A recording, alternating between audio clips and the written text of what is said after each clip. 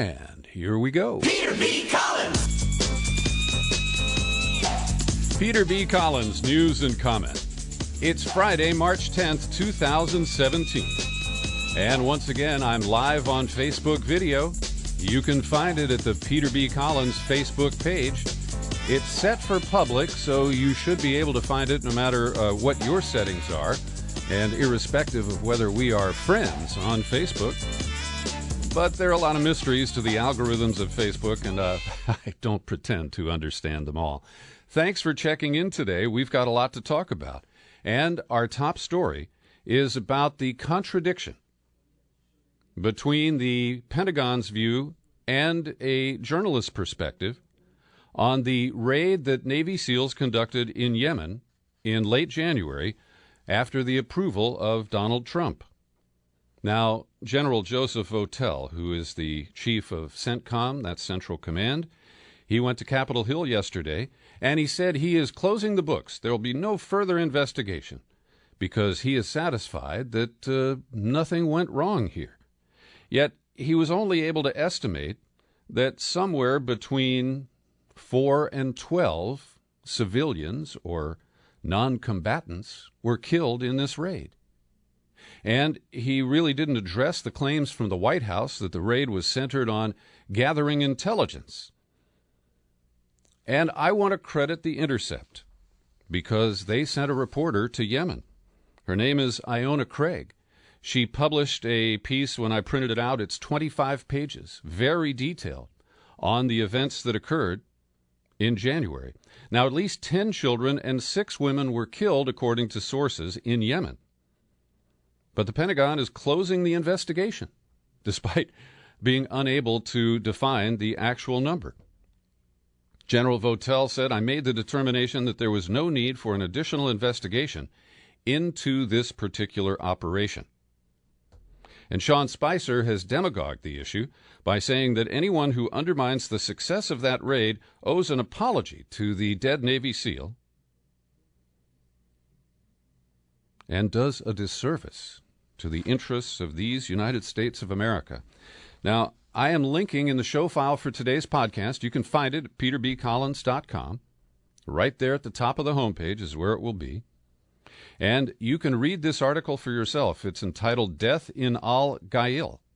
That is the little village in Yemen that was raided on January 29th.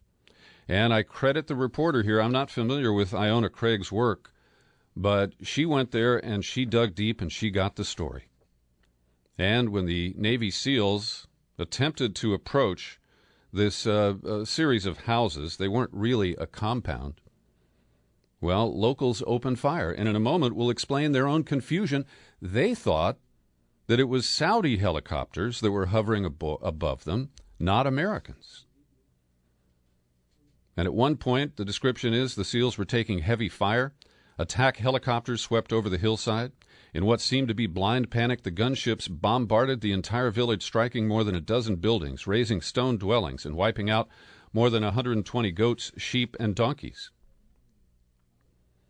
And the account gives us graphic descriptions of how some of these individuals died.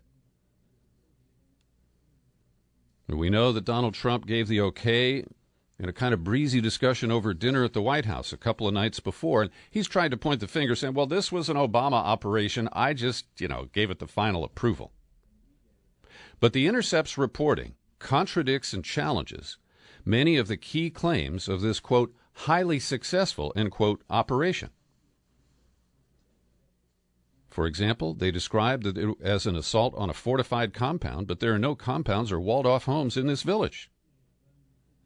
And they said there were large amounts of vital intelligence collected, but they called in air support. They bombed the area. If you are trying to collect intelligence, if you want to come out with a laptop or a flash drive that has something useful on it, it doesn't help if you bomb that locale. The report also indicates a suggestion that the Trump White House is breaking with the Obama administration policies that were intended to limit civilian casualties. And it also describes the deep fog of war in Yemen, where there is an array of conflicting militias. You have the Saudis who are supporting the Hadi government, and you have the Houthi rebels, or Houthi as some people call them, that are aligned with the former dictator of Yemen, who was once an American asset, Ali Abdullah Saleh. And so, in theory, the residents of this village attacked by the U.S. are on the same side of the United States in a civil war that's left more than 3 million people displaced and is bringing Yemen to the brink of famine. Now, when the Navy SEALs flew into the town, local armed tribesmen assumed that the Houthis had arrived to capture their village. So they responded by picking up arms. And shortly after the firefight erupted, that's when Chief Petty Officer Ryan Owens was shot by a bullet that hit just above his armored chest plate and penetrated his heart. Now, I can't share every detail in this lengthy report with you, but I want to get to this point here where, also, I want to mention that the Intercept, to its credit, does note that one of the innocent people killed was Anwar al-Awlaki's 8-year-old daughter. Her name was Nawar, and she is the second American citizen of the Awlaki family who was killed in Yemen. Her brother, at the time 16, Abdul Rahman, was killed shortly after their father was killed in a drone strike that Obama bragged about. So what we are learning here is that there are many disputes about the scene there, about who they were actually going after or what they were going after. And they offered evidence to claim that the goal of the raid was intelligence, and they served up a video that was 10 years old. That's our Pentagon at work. So this raises serious questions. And I am glad to see some attention paid to the shooting gallery in Yemen, where the U.S. and the Saudis have been just running amok. And we don't have a legitimate legal resolution for the United States to be conducting wartime activities in Yemen. And yet, the beat goes on. We learned in the last 24 hours that Michael Flynn, who was bounced by the Trump administration as the first national security advisor, allegedly or reportedly because he had phone calls with the Russian ambassador. Well, here's another strike against Mike Flynn. During the very time he was working as a paid operative on the Trump campaign, he was also drawing a paycheck from the nation of Turkey. Yes, he was a Turkish agent, a foreign agent. And this is significant because Turkey is a major irritant in the U.S. operations in the Middle East. And Turkey makes it very difficult or has made it very difficult for the U.S. in Syria. And the explicit issue is that Turkey's top priority is to vanquish the Kurdish populations, including the Kurdish YPG militia, which is the most effective fighting force allied with the United States in Syria. And as the U.S. gears up, we're adding 400 more troops. The total will be just under 1,000, we're told. The operation is to take back Raqqa, which is the nominal capital of the Islamic State.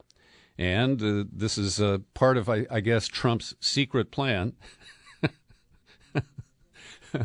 Oh, that guy's just so funny. Anyway, the problem is that Turkish forces are just north of Raqqa there at the Syrian-Turkish border, and the YPG is one of the biggest fighting forces that the U.S. will use to try to take back Raqqa. And, of course, this suggests that the U.S. is in much more of a frontline position, not just advising and, offering intelligence and backup airstrikes and that sort of thing. And it could be effective. We may see an alliance here that does rout the Islamic State from Raqqa and from Syria in general. Or we may see the U.S. get sucked into a bigger ground war in Syria in the very near future. Well, it's Friday Live. I'm on Facebook Live. The video's feeding. I see a lot of people who have checked in. Thank you for watching on Facebook. And coming up at the bottom of the hour, I'm going to open up the phone lines, and you can comment on the news stories and the opinions that I'm offering here right now. 415-455-0102 is the studio number here. You can call anytime, and we'll start taking calls on the half hour. 415-455-0102. Well, South Korea has made it final.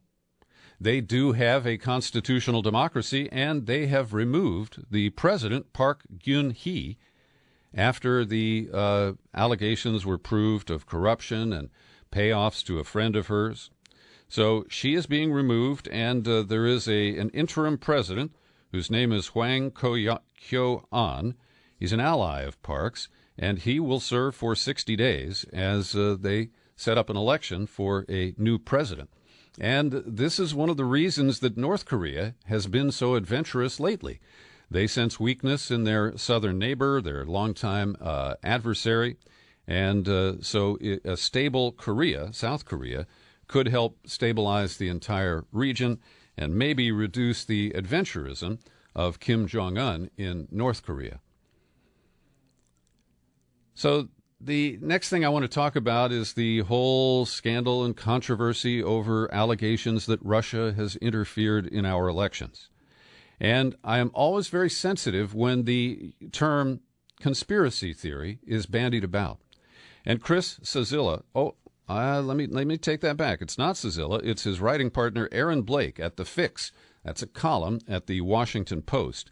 They use this headline: "The dangerous and irresistible GOP conspiracy theory that explains away Trump's Russia problem."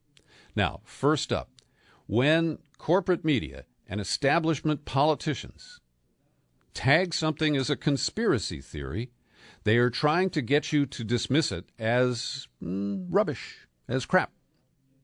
But we know, based on the exposures of Lance DeHaven Smith, a professor who wrote the book Conspiracy Theory in America, that the CIA launched the derisive term conspiracy theory back in the 1970s after Americans resisted the phony work of the Warren Commission and its single-shooter theory in the assassination of John F. Kennedy. So, when you hear the term conspiracy theory launched, turn on your bullshit detector, because it's coming right behind that. So, what the Washington Post says here is the new conspiracy theory making the rounds among conservative talkers, the idea that the CIA has made it appear as though the 2016 election hacking was conducted by Russians, even though it wasn't, or even that the CIA hacked the Democrats itself.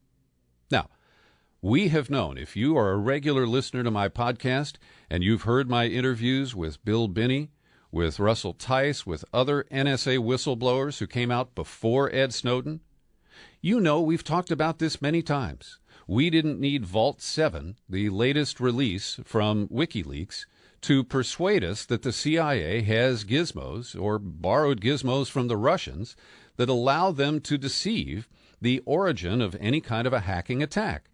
And I talk about this regularly. I've got a little piece of software that allows me to change my IP address, and it's not for nefarious purposes. And so Bill Binney and Bill Binney and Phil Schaefer, the whistleblower from the Able Danger case way back there, they appeared on Sean Hannity's show this week, and I am taking the unusual step of linking to that video, and I hope you'll watch it, because what it shows is that for the first time, Fox News viewers are being told that the NSA is able to capture every form of communication that we use. That's Bill Binney's central point. He's been making it for years, but only because it suits the agenda of Fox now and can be fashioned as a defense of Donald Trump are they allowing this information to be shared with Fox News viewers. So I find this very interesting. And the revelations about the software program called Umbridge, which allows them to mimic Russian hackers, the CIA or anybody else, this is not news to me. It's not a surprise. But for some people, they're finding out about it for the first time. My friend Yasha Levine grew up in Russia. He practiced journalism there, and he covered the dust-up, the almost revolution in Georgia, going back a few years. And Yasha Levine has published a piece. I'm linking to it in the show file for today's podcast. It's at The Baffler, a great media outlet. And he applies his own Russian skepticism to the whole arc of the story that we are being batted around by these days. He opens by saying, "The Russians hacked America." After Trump's victory in November, these four words reverberated across America. And Yasha Levine makes a point that underscores what I just said. The moral of the tale is that cyber warfare is a fraught and high-stakes theater of conflict in which the uncertain nature of cyber attack attribution can be exploited to support any politicized version of events that one chooses. And so there's a big takedown of the whole arc of this story that was launched by Obama's national security team, the proven perjurer James Clapper, the evidence-free assertions of Russian responsibility for both hacking into the DNC and John Podesta's emails, and then handing that information off to WikiLeaks. And I acknowledge this could be true, but so far we haven't seen a shred of proof. And the accounts of the unproven allegations have piled up so high now that they are treated as fact. And we now build new reports of unproven tapping or wiretapping or conversations between Trumpers and the Russians. And it would be amusing if it weren't so damn important. So I recommend this for your weekend reading because Yasha Levine has a very special perspective. And he's got away with words in the English language. I have to give him credit for that. Jason Leopold is a longtime friend and colleague of this podcast. He's now at BuzzFeed, as you may know, and he is a frequent user of the Freedom of Information Act. And I've got more details on what we reported earlier this week after a series of tweets from Mr. Leopold. And that is in response to a lawsuit that Leopold has been pressing against the NSA, trying to expedite the release of the NSA Inspector General's reports, I think from 2012 and 13. The government did some research on Jason Leopold and attempted to smear him and his reputation in the legal brief that they filed with the court, demanding that the court order a slowdown in the turnover of these FOIA documents to Jason Leopold. They're trying to put a governor on him. 400 pages a month will be processed at the most. And they're saying that because he is a self-styled FOIA terrorist, who, according to a recent press release by his employer BuzzFeed, makes his living by deluging the federal government with Freedom of Information Act requests, they suggest that he's some kind of a nut. A vexatious litigant, as they're sometimes called. But Jason Leopold represents my interest and yours in disclosing the documents that government officials don't want us to see, usually not because they are sensitive and classified, but because they are embarrassing. And these Inspector General reports, which run to 20,000 pages, must have something in there. It can't just be a bunch of, Bob was late for work and we had to discipline him. So I say right on, Jason Leopold, keep pressing. And he, of course, was central to the timely release of Hillary Clinton's State Department emails last year. It was his lawsuits that made all that happen. As I mentioned, coming up at the bottom of the hour, we'll be taking your phone calls. I've got lines open for you at 415-455-0102. That's 415-455-0102. Mark Crispin Miller is a professor of media and other stuff at New York University. I have a high regard for Mark. And he sent out a piece yesterday noting that Huffington Post had published an article by a friend of Miller's whose name is Pete Tucker. I don't know Pete. But Pete wrote a piece that explains that the attacks on Robert F. Kennedy Jr. as an anti-vaxxer are scurrilous and false. And we know that because Bobby Kennedy Jr. met with Trump for an hour and talked about possibly heading up a commission to investigate the side effects and other impacts of vaccines, that many people just knee-jerkly label him as an anti-vaxxer. And I have questions of my own about the safety of vaccines, about the number of vaccines that are given to our babies these days, about the thimerosal that is used as a preservative in these vaccines that are now widely used. So let's hear from Bobby Kennedy himself. Quote, "I am pro-vaccine.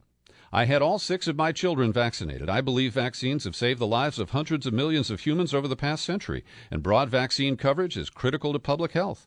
But I want our vaccines to be as safe as possible." Does that sound like somebody who's crusading against vaccines in general? I don't think so. And, of course, because Bobby Jr. has criticized Trump over immigration and other issues, there's a good chance that he will never be tapped by Trump to actually follow through on this investigation. But I, for one, would be happy to see it and report on it. And I think it's demagoguery to try to silence people who have honest questions about vaccines or people who want to protect their children from what they consider to be the threat from vaccines. Kennedy also points out that there's been a shift. Thimerosal is now used in flu vaccines that are given to adults, and far less widely used in vaccinations for children. You might want to check it out this weekend. On Saturday, the American Civil Liberties Union is launching an ambitious plan to create a swath of freedom cities capable of resisting Donald Trump's immigration policies. And I've signed up for this. I've been getting a couple of text messages from them. My old friend Faz Shakir, who is the ACLU's national political director, is running this campaign. And he says because constitutionally, cities have sovereignty rights unto their own. Now, I think they're consciously avoiding the term sanctuary cities, but they're calling them freedom cities, and they're hoping to harness activists like you to carry legislation, get your city council member to review it, introduce it, try to pass it, and to try to set up community resistance across the country to the incredible draconian immigration policies that Trump is promoting. Now, we have to ask this question. Has Trump succeeded in intimidating people from even attempting to cross our southern border? Well, the statistics are fresh, and you can't say that they offer a long-term perspective. But during the month of February, fewer people tried to cross the border than any time in the last 5 years. And the drop was significant, almost by half. Now, I find this interesting because what do we need a wall for? If Trump's travel ban, Muslim ban, and hard line on undocumented people in the United States is enough to scare people off from our southern border. As you know, it's not the primary driver of people who come into this country and don't leave and don't get citizenship. Overstaying tourist visas by Europeans and Asians add up to much bigger numbers than the people who have been coming over the southern border in recent years. Afghans who work for the American military and government are now being told that they can't apply for special visas to the United States. Maybe you heard about that family of 4 or 5. They were trapped at LAX for a day or two before they were allowed to fly on to Washington State. Now, this is not in compliance with the travel ban, the revised royal decree that has been issued by Trump that goes into effect next Thursday, March 16th. Because Afghanistan is not among the countries listed in the new travel ban. So we don't understand the basis of this. Chloe just barked. She's very upset by it. Maybe you want to talk about it with me. I've got lines open, and we'll be taking your calls in just a few minutes here at the Peter B. Collins Podcast, 415-455-0102. Grant has just slid into the producer's desk, and he's ready to take your call right now. 415-455-0102. And I see Billy Sunshine is watching on the video. Give me a call, Billy. I'd love to hear that fabulous voice of yours. Now, last week I reported on the case of Daniela Vargas. Her father and her brother were deported from Mississippi. And she was upset by that, and she is a dreamer. She's not a citizen. She came to this country as a 7-year-old child, and she was in the process of renewing her application for the Deferred Action for Childhood Arrivals program, DACA. She spoke at a press conference or a rally in Jackson, Mississippi, and moments later, as she was leaving the event, driven by a friend, the car was pulled over and ICE agents arrested her. They locked her up at a detention center in Jena, Louisiana, and they told us she should expect almost immediate deportation. But because of community pressure and the outrage that resulted, her lawyers announced that she will be released in Jackson, Mississippi today. We don't get a lot of good news on the immigration front these days. It's kind of nice to see. Well, coast to coast, or at least on the coasts, we're seeing that elected leaders recognize serious problems with poverty and homelessness in our country. Now, Andrew Cuomo, who appears to be shaping up for a run for president in 2020, he's the governor of New York, in case you don't know that, he recently traveled to Israel to work on his Zionist support, but he has announced a $1.4 billion plan to aid the community of Brooklyn. And I think this is a great initiative. The biggest chunk of the plan would be $700 million to subsidize health care. It would create 3,000 affordable housing units, 7,600 new jobs, and more than 5 acres of recreation space. Now, I don't know all the details, how it's going to be paid for, and whose gore is being oxed here. I know that Cuomo and Mayor de Blasio don't see eye to eye. They're political rivals. But it's also noteworthy that voters in Los Angeles returned Eric Garcetti with a landslide margin, low turnout but high support for Garcetti. And at the same time, they approved a measure to tax themselves for the next 10 years to generate $350 million a year to pay for affordable housing and relief for the homeless. So as we see intolerance, hate, classism, greed festering inside the Beltway, outside, there is some sunshine. And I've got Billy Sunshine on the line. We'll get to him in just a moment. First, I want to thank the people who support my work here at the Peter B. Collins Podcast with your subscriptions. People like Faith Peoples. She has so much faith. She's got multiple subscriptions. So does Terry Paris, one of my great supporters from Berkeley. Cheryl Fleming, Dick Atley in Maine, and Sandra Fish. I think I bungled your name yesterday, but Sandra Fish is my newest monthly subscriber. I appreciate each and every one of you, and that's my soft pitch for you to become a subscriber if you have never heard me mention your name. Come on over to peterbcollins.com. You click on a menu button, pull it down, click on Become a Subscriber. It takes you to the sign-up page, and from there you can choose a level you're comfortable with, $5, $10, $20 a month, our $50 annual subscription. We've got the Peter B. Collins app in the Apple App Store that works on your iPhone and your iPad. And we're on Spreaker and Stitcher and TuneIn and iTunes, YouTube. You can find us almost everywhere that you get your media. And I hope you'll continue to connect up with us. And if you can support my work, I am much obliged. So as I open up the phone lines here today, I particularly want to ask Democrats how you feel about the Democratic Party today. Sean King, who is becoming a national figure, he is a columnist at the New York Daily News, and his outspokenness on many issues, I think, has earned him a lot of respect, particularly in the past year. And his column from Thursday notes how unpopular the Democratic Party is. Did you know that Mike Pence, Donald Trump, the Republican Party, and the media rank higher in polls than the Democratic Party does today? Beneath the Democrats are Hillary Clinton and Congress. And Sean King asks, he states, the Democratic Party seems to have no earthly idea why it is so damn unpopular. And I'd like to explore that with you today. You can call me right now at 415-455-0102.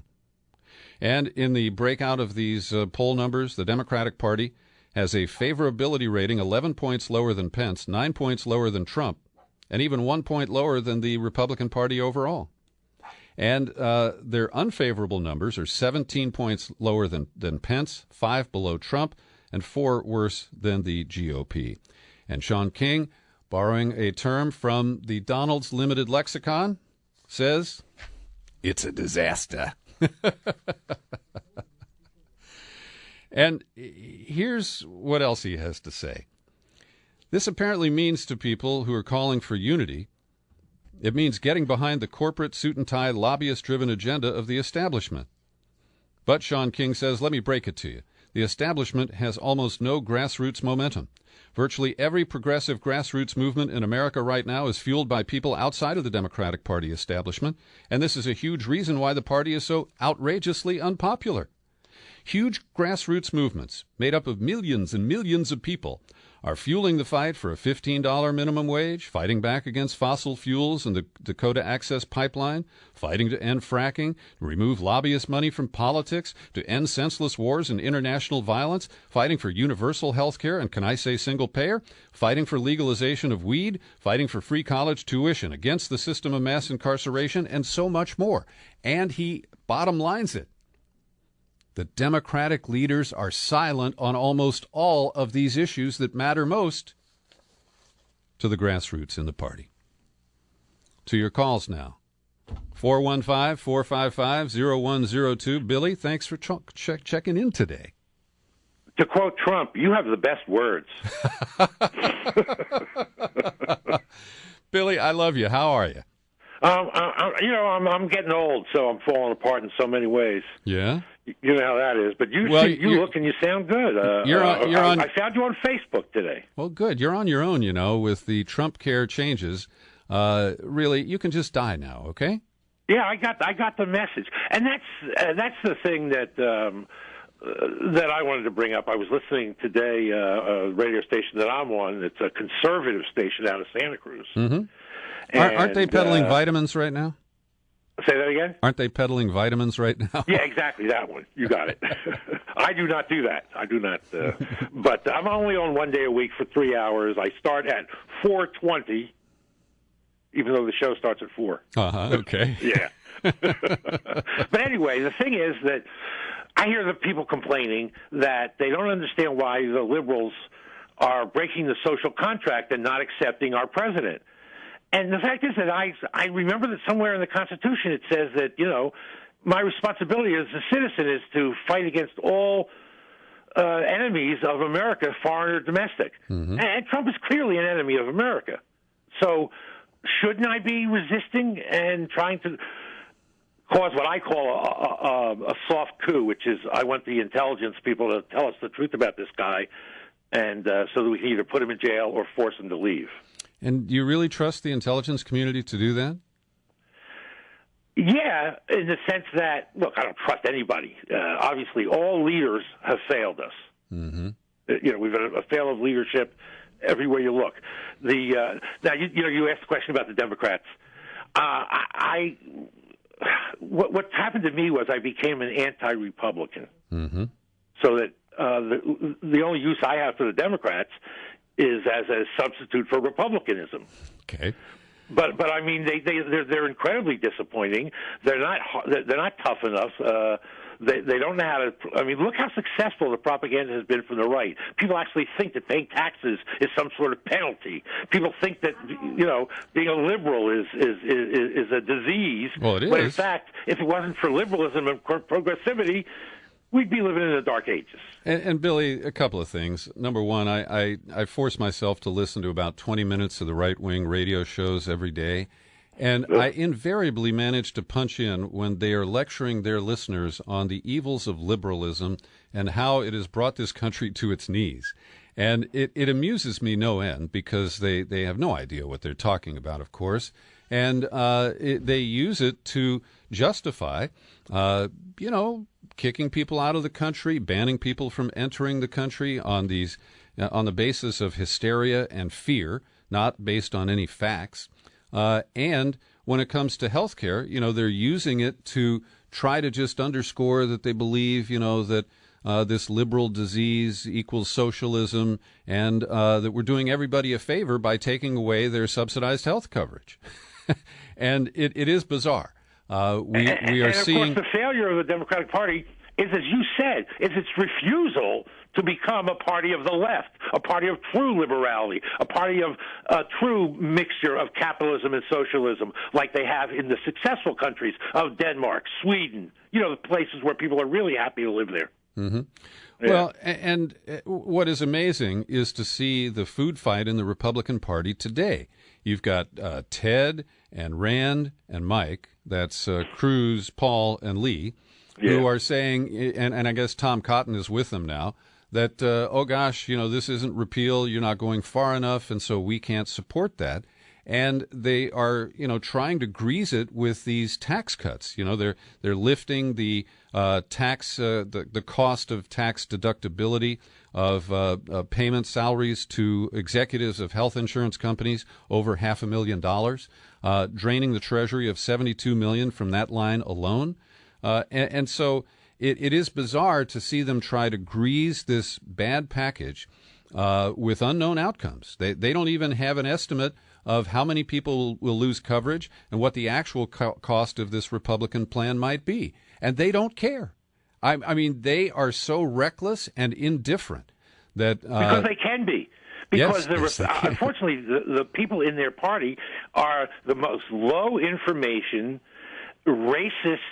I mean, we've got a person on our channel who literally worries about a white Holocaust. It's all about being white for her and losing power. The one nice thing about Trump is it's bringing all these people out into the open. Mm-hmm. Well, that is true. And I have a little story I'm going to tell later. Steve Pizzo dropped me a note about one of his friends who now has buyer's remorse on Trump. So I'll weave that in a little bit later. Billy, great to hear from you, and hang on just as long as you can. We need you. Keep up the good work, my friend. All right. Thank you, Billy. More of your calls coming up in a moment. Their lines open at 415-455-0102. And I want to add to the mix here a kind of email SOS that I received from John Zweibel in Kauai, that's in Hawaii, yesterday. And John said, can you help me out? I've been getting more politically active over the past year. Being active on Kauai is kind of hard since finding like minds is difficult. It doesn't help that I have such a huge sense of betrayal over what happened to Sanders. There are guys in the Democratic Party who think they're going to heal the Clinton-Sanders divide just by being nice. Well, I'm having none of it. About every third day, I find myself in a defensive crouch writing about the divide. For me, it goes back to the betrayal of Mondale in '72.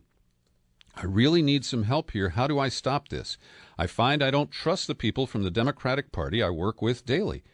We have been able to successfully organize our own little Kauai Indivisible group, and we're setting up some pretty good digital outreach for the most part, do well together, getting the word out about Trump, etc. But I feel like Mao in World War II, and I think I need to worry about the longer goal. And he says, for the first time since 1972, I did not vote for president in 2016. And he's trying to work on a diary, he says, explaining why. So I really feel the pain of John Zweibel. And it's not as if I thought Keith Ellison had magic beans that could change the Democratic Party overnight. But when the establishment, the same superdelegates who forced Hillary Clinton on us over Bernie Sanders last year, when they selected Tom Perez, who was recruited because they feared that Ellison was too progressive, that is the signal. And we've heard Nancy Pelosi say that, I don't think Democrats are interested in reform of the party. Democrats are clueless. And I think it is a failed brand. I left the Democratic Party in 1997. I rejoined briefly this year so I could vote for Sanders in the California primary, and the day after, I changed my registration back to no party preference. That's the only vehicle I have to signal the Democratic Party, except for, I guess, sending back their fundraising mailers with no money in them, that they're not representing me. Here's Hal, my old radio station partner from Monterey, checking in from Maryland today. Hello, Hal.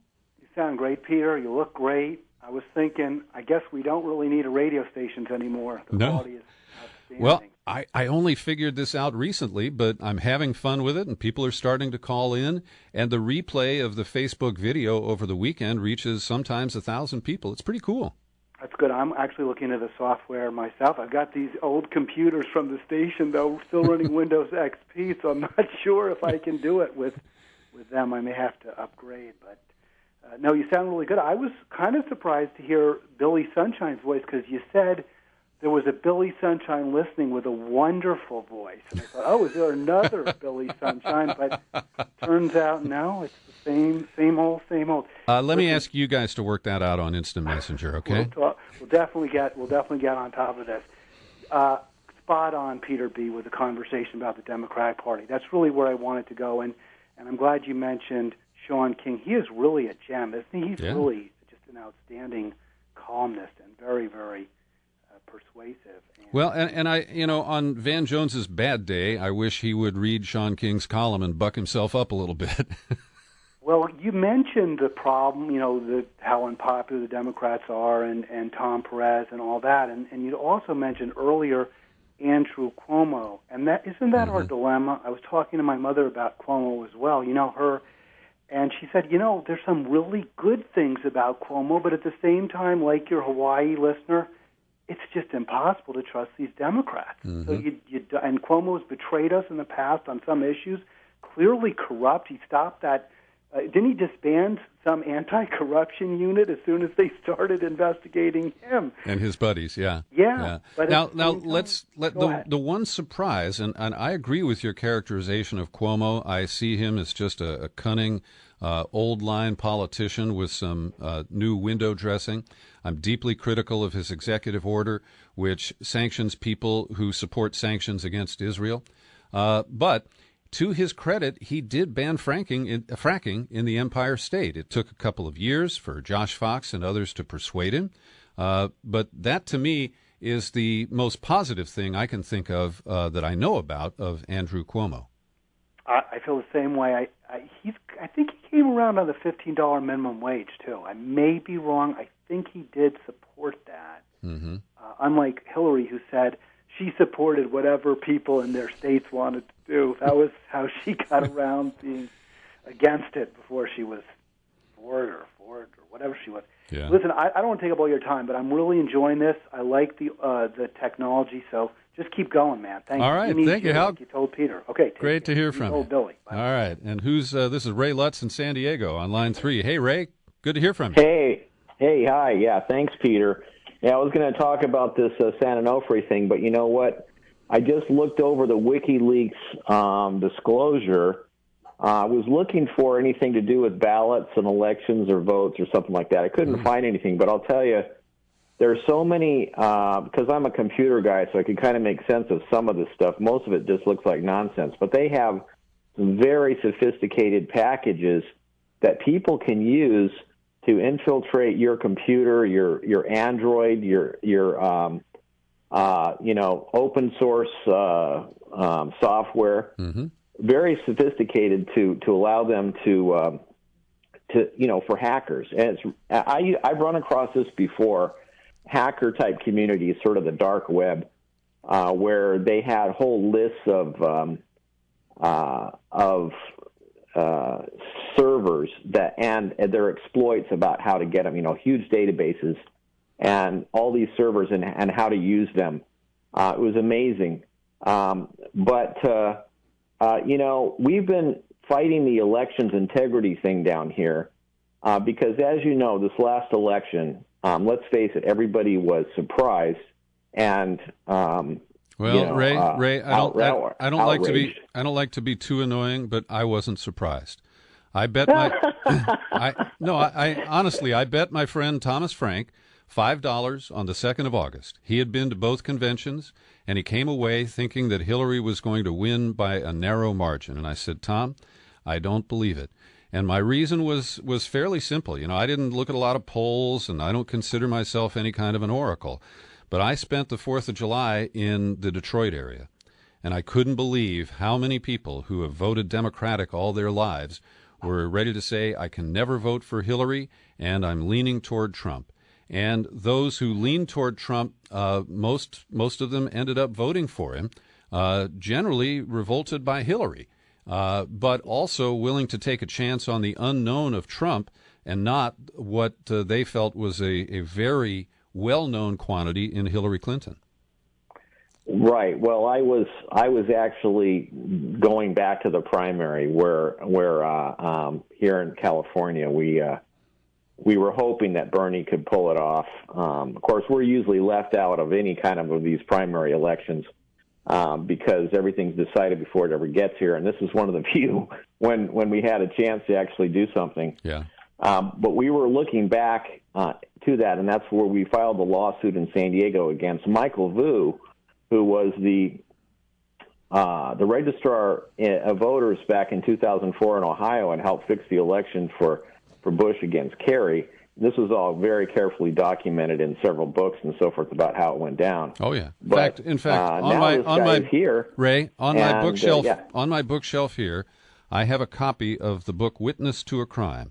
It was written by Richard Hayes Phillips, and he did the forensic study of the presidential balloting in Ohio in 2004, and he concluded that John Kerry had a net gain of over 250,000 votes and won that election by at least 125,000. And so I agree with that point. Please continue.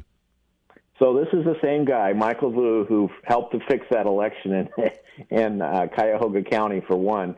But yeah, that's one of the works that I'm looking back to, and I've been talking to Richard Hayes Phillips. He got the ballots. He was able to review the ballots through a public records request. Mm-hmm. We're trying to do that here to go back and look at the ballots here in the primary because Bernie won in all of the different ballot types by sometimes quite a large margin, except for the early vote-by-mail balloting. And some people say, well, Hillary had a really good ground game. You know, she had, a lot of people primed to pick up those vote-by-mail ballots and help them get them in and so forth. But it was a huge flip. I mean, she won that by, say, like 66%. The other ones were turned the other way or about even. So we're trying to look back. Now, what Vu did, he didn't audit those right, and he actually went through, hired 40 people for a week to pre-select and pre-stack the ballots that were used for the audits. Mm-hmm. That's what we only found out in our lawsuit that we filed, and won, by the way, for him not conducting the rest of the audit correctly. We couldn't get the judge to say we're going to force him to go back and redo that part of the audit. Mm-hmm. So we're trying to get the ballots now. That's kind of where we are on it. Good. It's a flicker of a chance. I mean, really, what can happen? Maybe not much, but I figure maybe with everything else going on, now people are realizing that, Trump is somewhat of a madman. They're realizing they didn't get, what they thought maybe they were getting. Of course, who knew what he was? Mm-hmm. And so this is, maybe combined with those other things, something might happen, at least. That's our hope, that we can get Ray, something to happen. Have you ever colluded with John Brakey in Arizona? Absolutely. I talk to him all the time. Great. Yeah. Okay. Well, he's a great resource, and he's won some victories in Arizona this year, or last year. So I'm really glad to see the election protection activists still fighting and still working on these issues. And Ray, I just want to offer you one quick geek moment.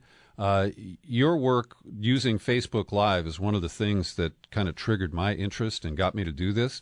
And I want to tell you about a gizmo I got. My engineer, Raul, told me about it. When I saw you do that news conference where you did it on Facebook Live, it was hard to hear you because you were using the mic in the phone to pick up from your PA system. And there's a little $40 gizmo called the iRig. And the iRig would let you take the audio from your PA system and plug it right into your phone. So yeah, that I pretty much have fixed because I had to upgrade my phone. It was a piece of junk that I had before, so I think that's what fixed it. All right. Well, I wanted to offer you that tip. I appreciate that, and I really do think you're going in the right direction here. This is great. I'm trying to get to be involved in this. It's wonderful. So good luck with this, and you're one of my favorites. So keep it up. Thank you, Ray. Now hold on just a minute. I want to plug the phone number, but there's nobody else on the line, so I want to ask you about one other thing. I've got lines open and time for your call, and I'd love to hear a contrary opinion. Somebody who thinks the Democratic Party is in great shape and it's the Sanders people who are the problem. Hey, give me a call. 415-455-0102. 455-0102. Now, Ray, I thought of you recently because Mike Peavy, the disgraced former chair of the California Public Utilities Commission, spoke at a memorial service that I attended. And while I was tuning him out, I was thinking about you and the work the work that you have done to overturn the secret agreement he made with the Edison Company at a hotel in Warsaw, Poland, of all places, to shaft the ratepayers with the disproportionate amount of the cost of shutting down the nuclear power plant there at San Onofre. And we've got a similar struggle over Diablo Canyon. But give our listeners a 1-minute update, if you would, on the status of the issues related to the cost of shutting down San Onofre, Ray. Well, yeah, that's an amazing story because it was 2012, the end of January, when that plant shut down, with an emergency shutdown. Due to a failure of their own design, they wanted to replace the steam generators, and they failed to design good steam generators. They had a subcontractor, Mitsubishi Heavy Industry, which they tried to blame everything on. Right. But, of course, it's Southern California Edison should be responsible, not the ratepayers, for this failure. Now, I'm happy that the nuclear plant is shut down. Don't get me wrong. I wanted it shut down for years. Right. But they want to not only get all of their money back for the investments they made in the plant, but also make a profit on it. This is if the plant had run for a long time. And they want in the agreement that was drafted, as you mentioned, by Peavy in the secret meeting in the Hotel Bristol in Warsaw, Poland. He pretty much outlined the deal on the table that they've been working and charging the customers according to, and it's a $3.3 billion price tag. Mm-hmm. Now, we've been able to, based on that, it took us a couple of years to turn this around, and I'm working with Mike Aguirre, the former city attorney for San Diego, who's a great attorney on this. And we have also a lawsuit, a federal lawsuit that's hanging over their head as sort of a class action lawsuit, meaning that the settlement has to be reviewed by the court and found to be fair to the ratepayers. So they can't just go in and say, well, this is all we can get.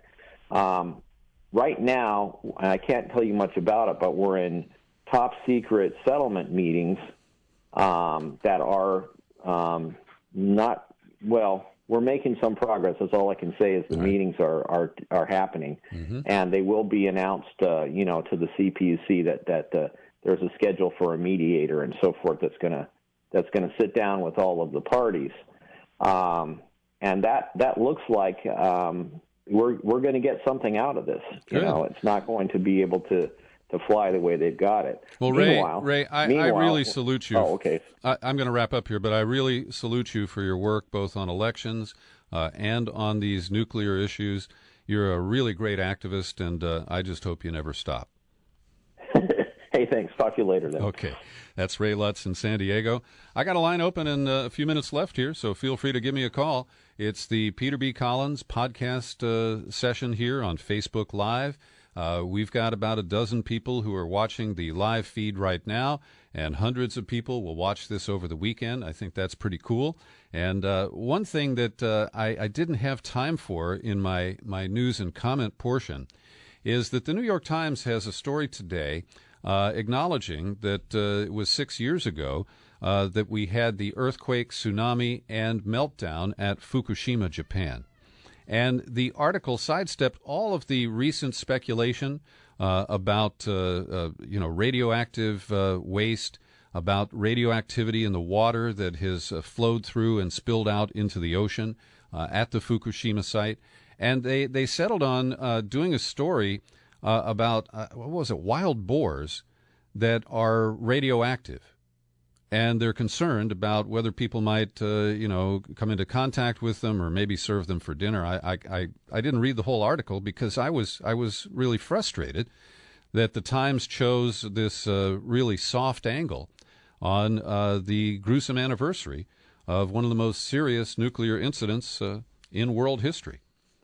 Now, coming back to the issue of buyer's remorse that I mentioned a little earlier, my friend Steve sent an email out to his buddies.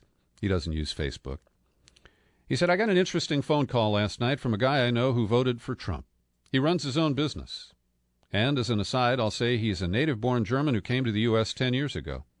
He was looking for advice. What could he do, he asked. He has 2 Mexican men working for him. They've been in the U.S. for more than 18 years, but they're undocumented. They're hard workers and terrific guys, but now ICE is trying to deport them. What can I do? This is awful. Steve said, I told him I had no patience for folks who voted for Trump, now that Trump is doing exactly what he said he'd do if elected. I told him that his 2 Mexican workers were a drop in the bucket of those facing the same deportation reality. I told him he voted for this, now he's got it, and that I had no interest in listening to his whining now. And I hung up on him. And so it begins, the largest wave of buyer's remorse in the history of mankind. Just wait until these gullible fools see what Trump and his Vichy Republicans do to their health care. Anyway, it was somewhat reassuring, although also supremely annoying, to hear from a Trump supporter who is, so to speak, feeling the burn. But it's spelled B-U-R-N. Yeah, I know, Steve says. We progressives are being told daily we're supposed to try to understand the Trump demographic. Well, I do. I understand them all too well. They are ignorant of policy in the information age where ignorance is more a conscious choice than some sociological mishap. They were angry, but what about? That automation and the imperatives of a capitalist system cost them their once high-paying jobs? And so their solution was to elect a wealthy, 14-karat gold-plated phony, con man with a personality disorder. And now we're supposed to listen to them and show sympathy? Forget about it. Give it to them with both barrels when they start squealing like rats caught in their own trap.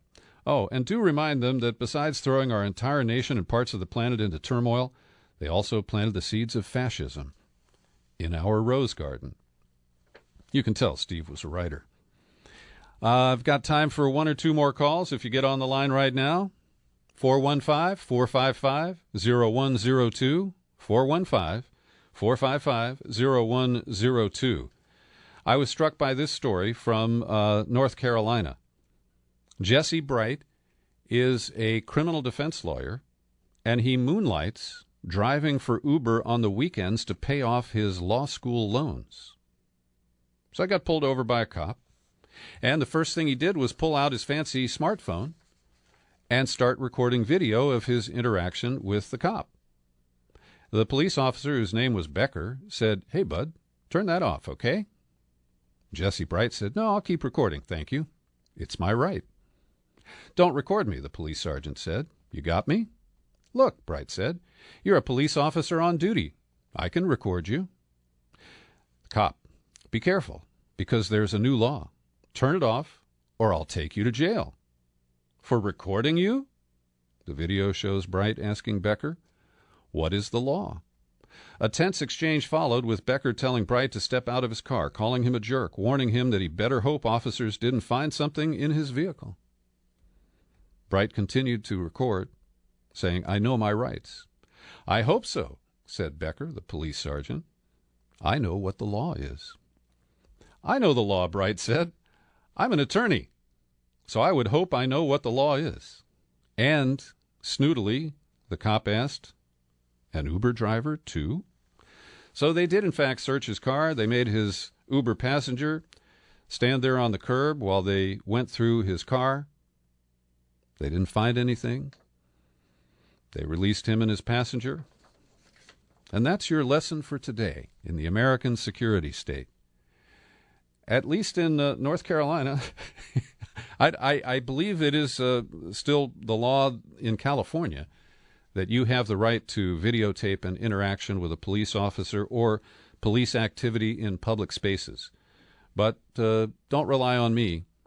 Check with your lawyer, because if you cite Peter B. Collins in court, I don't think the judge is going to have too much sympathy.